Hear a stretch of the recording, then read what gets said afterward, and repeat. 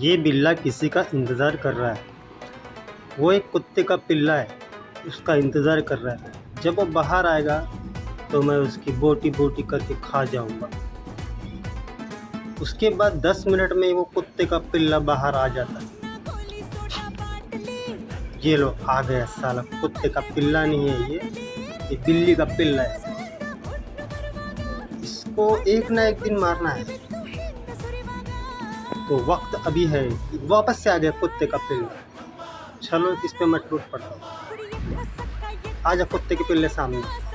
ले मैं आ गया सामने, क्या करेगा।